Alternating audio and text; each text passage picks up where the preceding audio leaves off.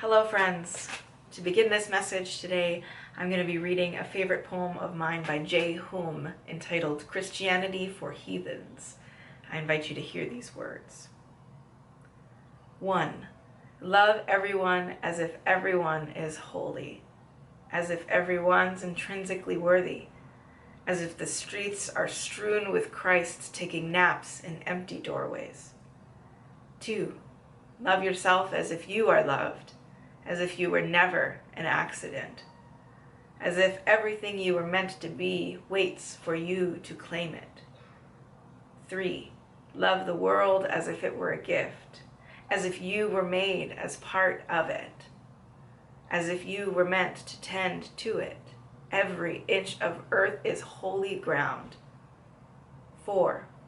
Love justice and kindness and truth, as if everything depends on it. As if everything depends on it. Everything depends on it. 5. You were given a gift and trust it. Love it all. Love it all. Love it always. Know this, if you know anything at all. Life is no challenge nor test. Life is love. Reflect it back in abundance.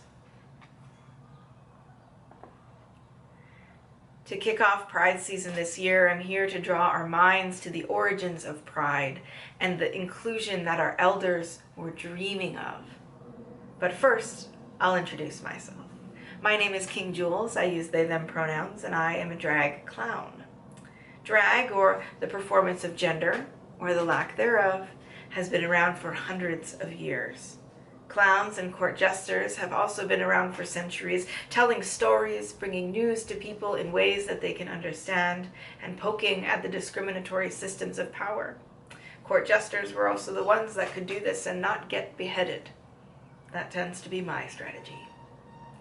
Ministers, artists, clowns, and jesters all have a lot in common. The lived experiences of queer people go back as far as history does. But of course, as we know, records have been erased, books have been burned, and lives have been destroyed in the name of normalcy and colonialism. On June 28, 1969, plainclothes police officers raided the Stonewall Inn, a queer bar and watering hole in New York City.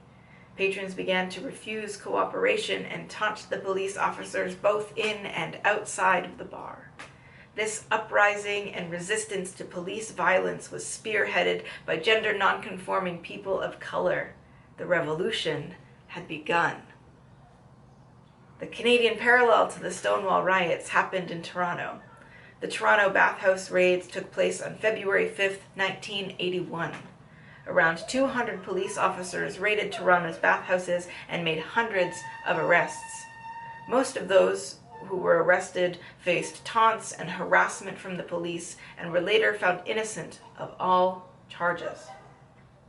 The protests that followed these raids were a turning point not only for Toronto's queer community, but for Canada's as a whole.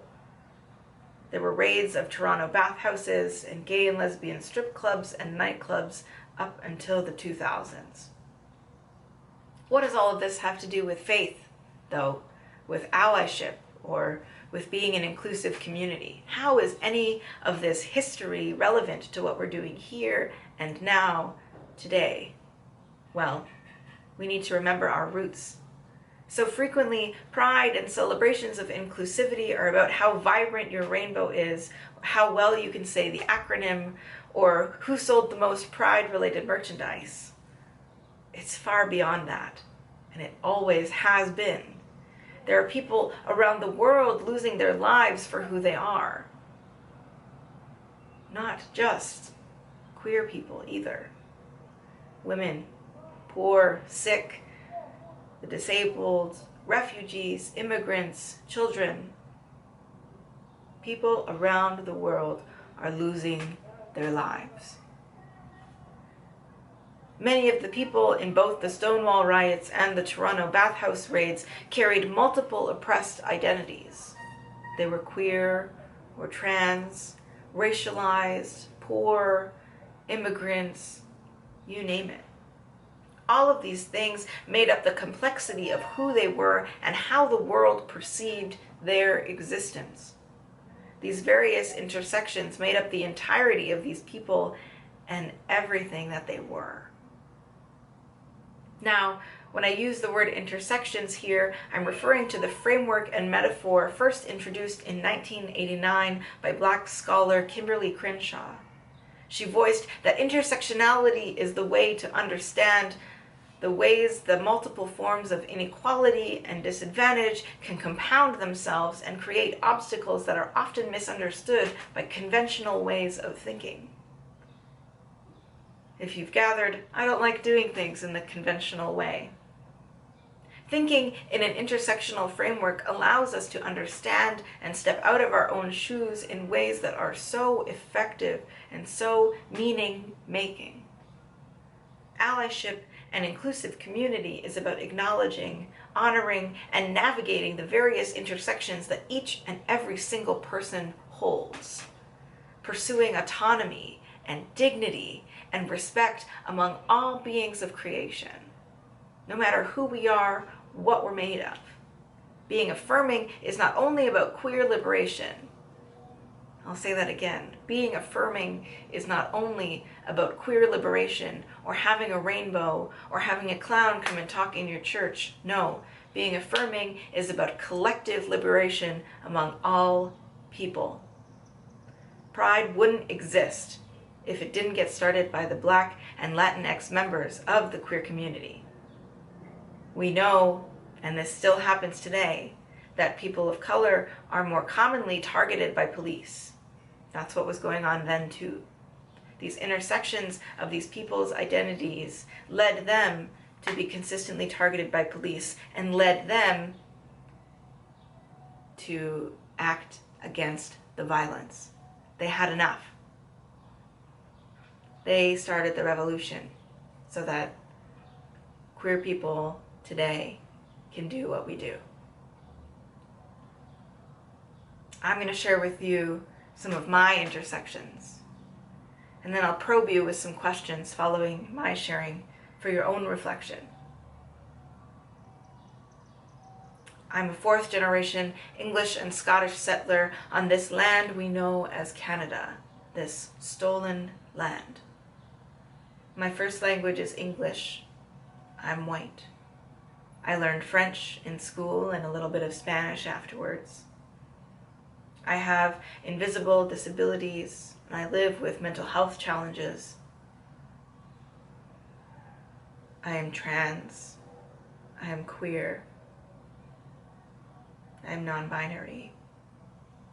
I graduated high school. I have a bachelor's degree.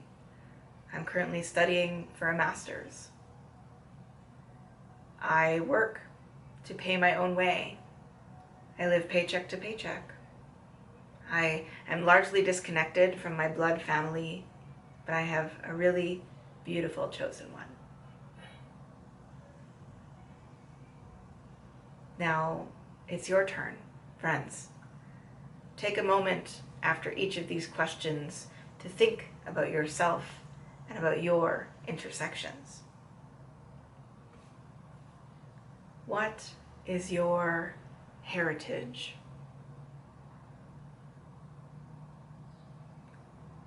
Who are your ancestors?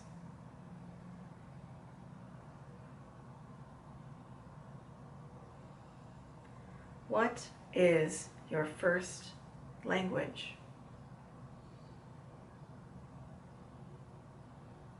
Do you know any other languages?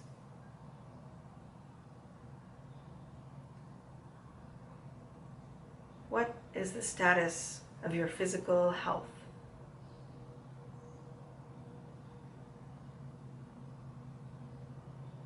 What about your mental health? Your emotional health? Your spiritual health?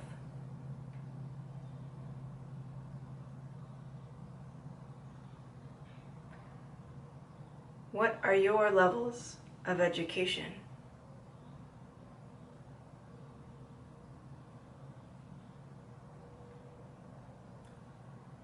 Do you work Can you work? What is your financial situation like?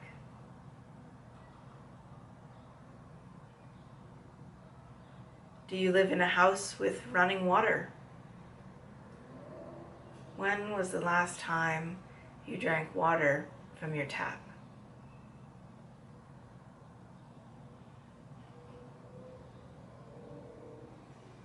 What is your family makeup? Who are the people closest to you? Who are the people that are the furthest?